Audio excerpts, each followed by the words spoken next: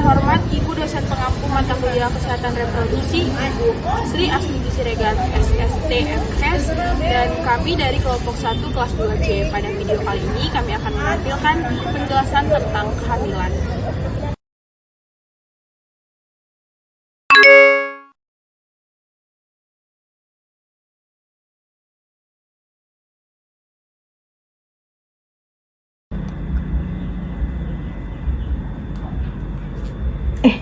Hari ini ada pertemuan ibu hamil di Posyandu Kampung Bantar. Siap-siap, Pak.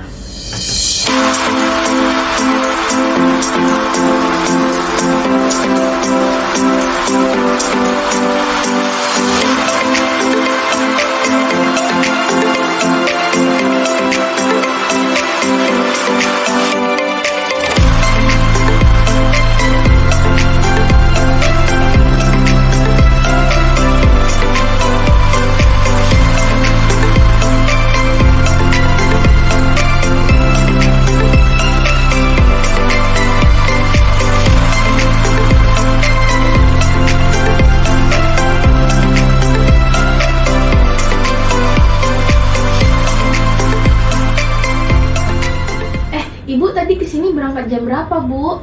Saya berangkat jam 8, Bu. Kalau Ibu? Kalau saya jam 9, Bu. Hah? Kan rumah saya dekat sini, Bu. Oh, alah.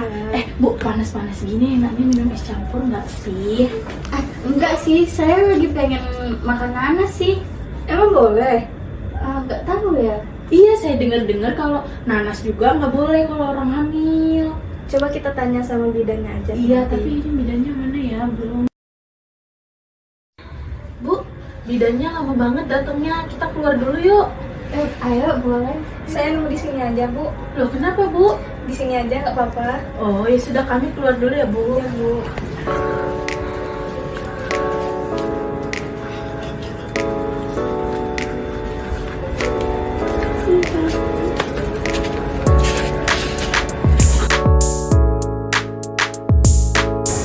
Wah, udah mendung ya, Bu, cuacanya.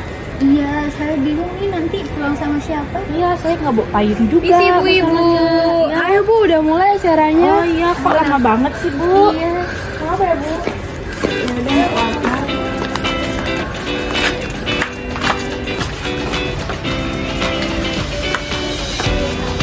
Silakan duduk, ibu-ibu.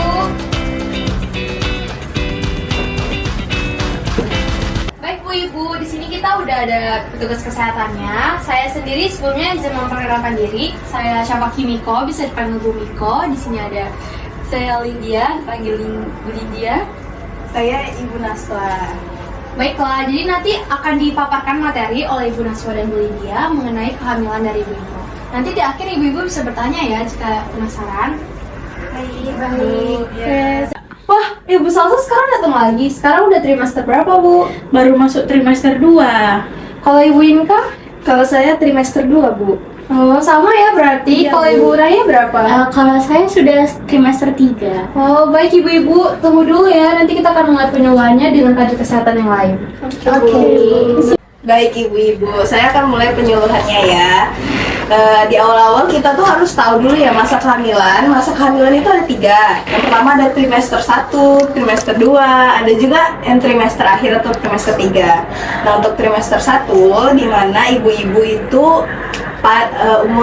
umur kehamilannya itu mulai dari 1 minggu hingga ke 13 minggu. Nah, di trimester 1 itu mulai muncul peningkatan hormonal yang akan menyebabkan mual dan muntah. Itu tuh wajar ya, karena itu adalah peningkatan dari hormonal estrogen dan HCG. Terus, di trimester 1 itu, ibu-ibu harus mulai untuk mempersiapkan vitamin, mulai mempersiapkan asupan gizi yang baik untuk janin. Baik, setelah trimester 1 terlewati, nanti ibu-ibu akan lanjut ke trimester 2 yang di usia 14 hingga 27 minggu. Nah, di mana di usia kehamilan trimester 2, ibu-ibu akan tidak akan lagi merasakan hal-hal yang tidak menyenangkan seperti mual dan muntah tadi, tapi gejalanya itu akan berubah dan meningkat seperti mulai sakit pada panggul, terus ibu-ibu mulai akan di daerah sekitar perut itu akan gatal karena adanya peragangan ya Bu. Terus perutnya juga akan mulai membuncit, itu akan kelihatan di situ. Terus nanti akan banyak sakit punggung karena sudah ada bebannya ya Bu ya. Terus nanti ibu-ibu kalau tidur di sini ibu boleh miringnya tuh menghadap ke kiri. Kenapa? Karena itu akan memperlancar aliran darah ke janin. Nah, ibu-ibu boleh mulai untuk senam kehamilan. Nah, senam kehamilan tuh bisa juga yoga. Ibu-ibu harus mempersiapkan olahraga hamil. Nah, setelah ibu-ibu melewati trimester 2, ibu-ibu akan mulai memasuki trimester 3, di mana trimester 3 itu usia kehamilannya itu 28 minggu hingga awal persalinan.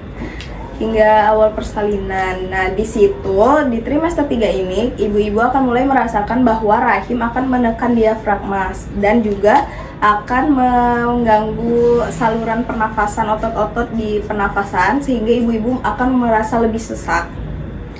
Dan juga ibu-ibu akan mengalami pembengkakan di daerah wajah, di pergelangan tangan, di kaki juga, karena ibu-ibu akan menampung banyak cairan dan juga karena aliran pernafasan yang melambat. Nah, di trimester 3 ini janin akan mulai turun ke daerah lahirnya atau di jalan lahirnya. Nah, ibu-ibu harus mulai menyiapkan untuk vitamin, untuk asupan gizi yang baik untuk janin, serta ibu-ibu mulai udah harus untuk mempersiapkan biaya untuk persalinan dan mulai mencari dokter yang akan menemani ibu-ibu semua ketika hingga ke hampir persalinan. Nah, ibu-ibu juga harus untuk hindari stres. Nah, itu yang paling penting, ibu-ibu nggak boleh stres dan harus enjoy.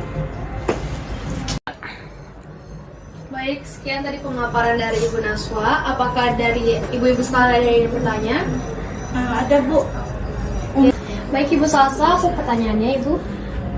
Ini Bu, untuk olahraga. Jadi ada nggak sih Bu olahraga yang aman dilakukan untuk ibu hamil? Wah, bagus sekali pertanyaannya. Kalau untuk olahraga ibu hamil itu, ibu bisa misalnya jalan santai Bu, karena jalan santai itu kan nggak berat ya, dia juga tidak memerlukan alat bantuan. Kemudian ibu juga bisa melakukan renang, tapi ingat Bu, renangnya nggak perlu lama-lama, cukup 30 menit aja. Kemudian ibu juga bisa melakukan yoga, dan juga ibu bisa melakukan pilates ataupun senam ibu hamil. Nah, untuk olahraga ibu hamil ini perlu juga untuk dikonsultasikan kepada dokter kandungan agar tidak terjadi apa-apa pada janinnya. Dan juga jangan terlalu lama ya Bu untuk berolahraganya. Apakah sudah cukup Ibu Salsa atau ada lagi yang ingin ditanyakan? Oh sudah Bu, sudah. Terima kasih ya Bu. Baik Ibu Salsa, selain Ibu Salsa, apakah dari ibu sekalian yang ingin bertanya? Saya mau nanya juga dong Bu. Panas-panas gini kan saya jadi pengen minum es campur ya Bu. Terus saya juga suka buah nanas. Boleh nggak sih Bu kalau saya minum es campur terus makan buah nanas juga? Wah, pertanyaannya bagus sekali Bu Nahya. Jadi kalau misalnya panas-panas kan kita emang suka banget ya minum es campur ataupun makan nanas. Sebenarnya makan nanas bisa keguguran itu nggak sepenuhnya hoax sih. Kalau misalnya Ibu Nayanya makan nanasnya cuma 1 atau 2 potong itu nggak apa-apa. Tapi kalau misalnya makan langsung 7 buah sampai 10 buah, nah itu beresiko banget kandungan ibu nanti keguguran. Kenapa? Karena di dalam nanas itu mengandung enzim bromelain. Nah, enzim bromelain ini dapat memicu peluruhan rahim sehingga terjadi persalinan, pendarahan, dan juga keguguran. Untuk dari es campur tadi, kan kita tahu ya, es campur tuh bisa ada buah-buahan. Nah, buah-buahan itu kan sehat untuk ibu hamil. Jadi tidak apa-apa jika memang ingin dikonsumsi. Tetapi jumlahnya itu harus dibatasi karena minuman dingin itu dapat mengganggu pencernaan pada ibu hamil dan pemanis buatan juga tidak baik loh untuk ibu hamil. Jadi seperti itu Ibu Nahya, apakah sudah cukup? Baiklah Ibu, terima kasih ya. Baik Ibu. Bu, saya mau nanya. Boleh, apa tuh Bu? Bahaya apa saja sih Bu yang dapat terjadi saat hamil? Demam, ibu hamil itu sangat berisiko terkena flu dan batuk. Keempat, janin jarang bergerak. Kalau misalnya janin jarang bergerak, ibu segera pergi ke dokter karena janin itu sering bergerak 1. Perdarahan pada vagina. Tanda bahaya kehamilan yang pertama ialah jika bunda mengalami perdarahan pada vagina. Umumnya ini terjadi pada saat trimester pertama kehamilan. Jika hanya sebatas bercak atau sedikit perdarahan, masih dikatakan normal. Namun jika volume darah yang keluar cukup banyak, disertai jaringan dan berwarna merah segar, maka bunda sebaiknya segera menghubungi dokter kandungan atau bidan. Perdarahan yang berbahaya umumnya juga disertai nyeri hebat di bagian rahim bunda. 2. Tangan dan wajah yang membengkak disertai sakit kepala dan gangguan pada penglihatan.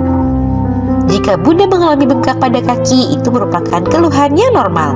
Namun jika bengkak yang terjadi di bagian wajah dan tangan, serta diikuti dengan sakit kepala, gangguan penglihatan, dan kencing yang berbusa, maka itu bukan merupakan hal yang normal, bun. Bunda perlu berhati-hati karena itu bisa menjadi gejala dari preeklamsia. Jika bunda mengalami kondisi ini, segera berkonsultasi dengan dokter kandungan atau bidan ya bun, untuk mendapatkan penanganan yang tepat. 3. Janin yang kurang atau tidak aktif bergerak. Janin di dalam kandungan biasanya mulai aktif bergerak pada usia kehamilan 5-6 bulan. Namun jika bunda sudah memasuki usia kandungan 5-6 bulan tapi belum merasakan adanya pergerakan pada janin atau gerakan janin berkurang tiba-tiba bahkan menghilang, maka bunda wajib waspada karena dikhawatirkan terjadi sesuatu pada janin di dalam kandungan. Jika dalam waktu 2 jam gerakan janin tidak sampai 10 kali, segera konsultasikan ke dokter kandungan atau bidan ya bun. 4. Nyeri perut yang tak kunjung hilang. Jika bunda mengalami nyeri perut yang berlangsung hebat dan dalam jangka waktu yang lama, maka itu merupakan tanda bahaya kehamilan yang harus bunda waspadai. Ini bisa menjadi gejala atau tanda bunda mengalami masalah yang cukup serius seperti kehamilan ektopik atau radang usus buntu atau bahkan infeksi saluran kemih. Oleh karenanya, jika bunda mengalami sakit perut yang tajam menusuk atau kram perut yang tak kunjung hilang, jangan ragu untuk segera berkonsultasi dengan dokter kandungan atau bidan ya bun. 5. Mual dan muntah yang cukup parah. Mual dan muntah atau morning sickness di awal kehamilan adalah hal yang normal terjadi. Namun jika terjadi secara berlebihan sehingga membuat bunda tidak bisa minum, disertai sakit kepala dan demam, maka sebaiknya bunda segera menghubungi dokter kandungan atau bidan karena dikhawatirkan bunda mengalami hiperemesis gravidarum. Nah itu dia bun, beberapa tanda bahaya kehamilan yang wajib bunda waspadai. 3. Bu, kalau makan yang pedas-pedas itu boleh nggak sih Bu untuk ibu hamil? Dan stop makanan yang banyak mengandung cabai atau merica sangat berbahaya ke lambung atau ke pencernaan. Misalnya diare. Makanan tersebut tidak mempengaruhi janin. Misalnya dia terkena diare, cukup berhenti mengkonsumsi makanan pedas dan minum peredam. Antenatal care memiliki beberapa tujuan, yaitu yang pertama, untuk memantau kemajuan kehamilan, untuk memantau kesehatan ibu hamil, tumbuh kembang janin.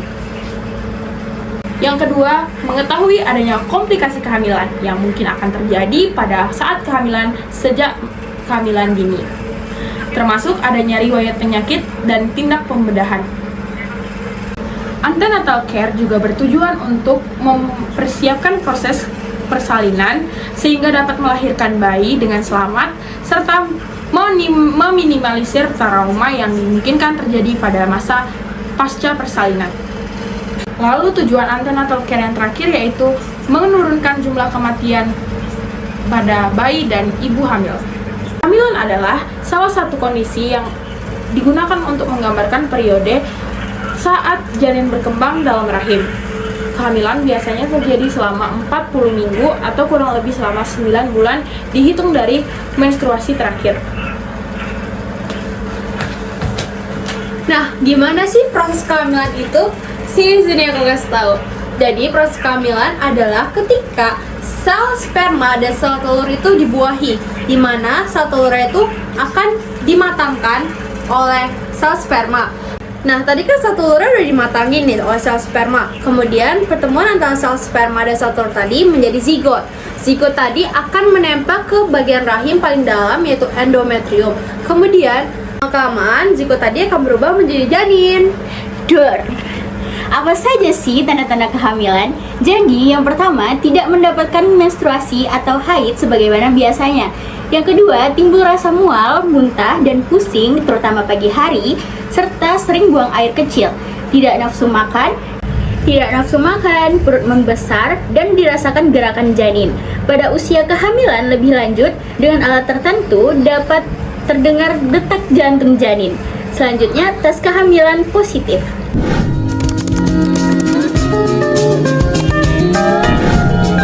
Perkembangan janin di dalam kandungan dibagi menjadi trimester pertama, trimester kedua, dan trimester ketiga. Mengapa sih perlu dilakukan pembagian per semester bahkan per minggu? Tentu saja ada maksudnya.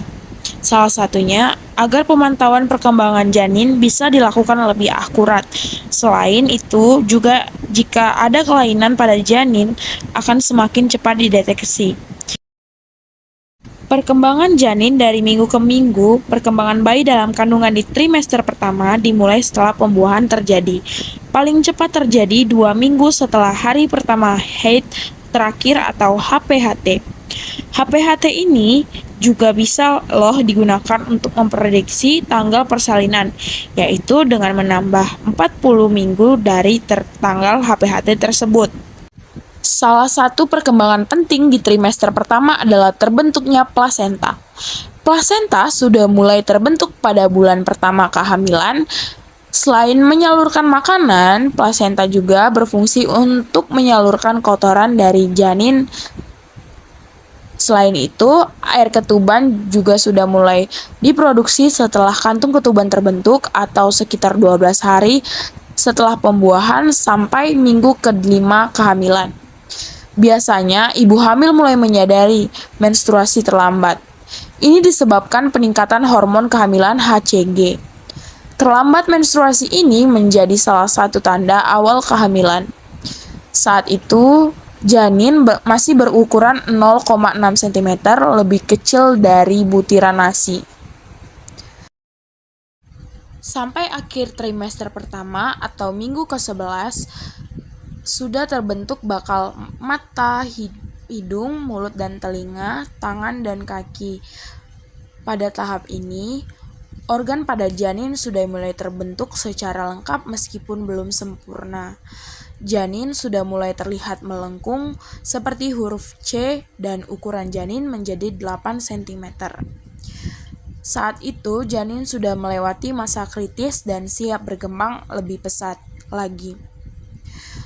Perkembangan janin berlangsung sangat pesat di trimester kedua, sampai minggu ke-15. Tulang dan tengkorak janin semakin mengeras dan kemampuan mendengarnya ikut meningkat. Ibu hamil mungkin akan merasa tendangan janin detak jantung semakin berdebar serta bisa melihat berbagai ekspresi si kecil melalui pemeriksaan USG. Indra perasa janin bentuk dan juga sudah mulai bisa mendeteksi cahaya. Namun, lonjakan pertumbuhan terjadi setelah melewati minggu ke-15 sampai minggu ke-20.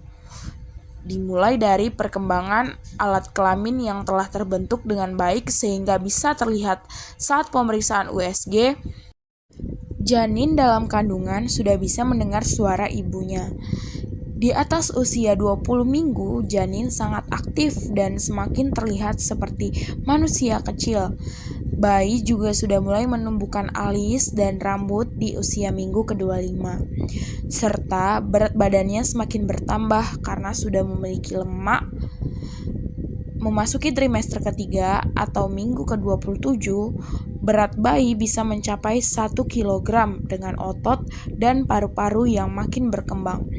Kepalanya terus bertumbuh untuk mengikuti perkembangan sel-sel tetap di otaknya. Kulitnya yang keriput menjadi semakin halus akibat lemak tubuhnya yang terus bertambah. Ibu hamil mungkin akan merasakan tendangan yang semakin kuat saat memasuki minggu ke-30 kehamilan. Jangan kaget ya jika ibu hamil mulai mengalami kontraksi palsu berulang. Beberapa minggu sesudahnya, pergerakan janin tidak sesering atau seheboh sebelumnya. Hal ini karena ruang geraknya semakin sempit. 5 minggu menjelang persalinan, janin akan semakin turun ke area panggul. Persalinan cukup bulan terjadi pada minggu ke-37 sampai 42. Berat janin sudah sekitar 3 kg dengan panjang 48 cm. Paru-paru bayi juga sudah matang dan siap dilahirkan ke dunia. Air ketuban ibu hamil mungkin akan pecah sebagai tanda awal persalinan. Jika ini terjadi, artinya ibu hamil akan memasuki proses persalinan. Segera hubungi dokter atau bidan atau rumah sakit tempat ibu hamil berencana melahirkan untuk mendapatkan pertolongan. Dan ibu hamil pun sah menjadi seorang ibu. Penyuluhan dari kita bertiga, kami harap penyuluhan ini dapat bermanfaat bagi ibu-ibu. Kami ucapkan terima kasih. Jangan lupa untuk memeriksakan kehamilannya sesuai jadwal ya. Jangan lupa jaga kesehatan ibu-ibu. Dadah ibu-ibu. Pulang.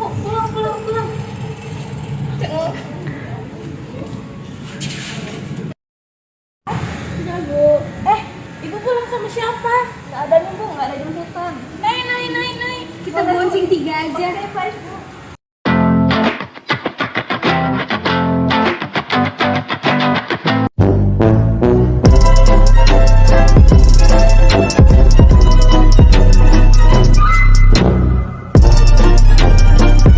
Sekian video pemaparan materi tentang kehamilan dari kelompok 1 kelas 2C. Kami ucapkan terima kasih. Assalamualaikum warahmatullahi wabarakatuh. Dadah.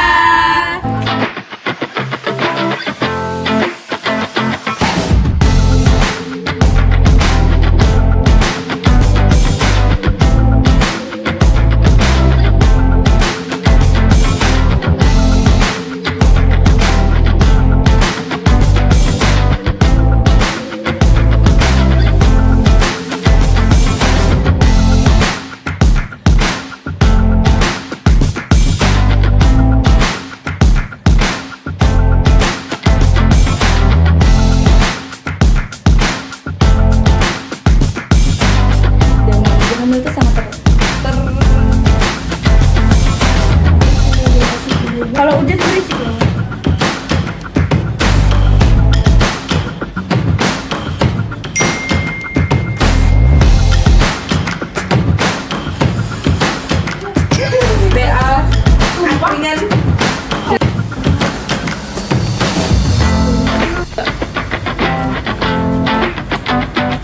Jangan terlalu cepat. 3, maju. Kok gitu sih? Bukan sama tadi. Halo ibu-ibu, selamat pagi.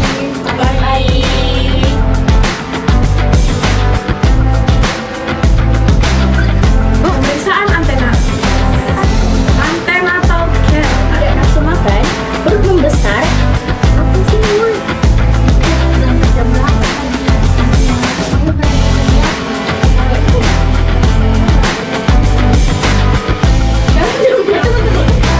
Ibu berapa jam berapa tadi bu?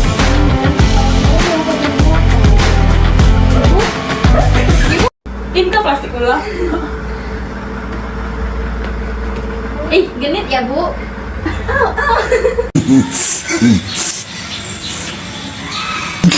Wah,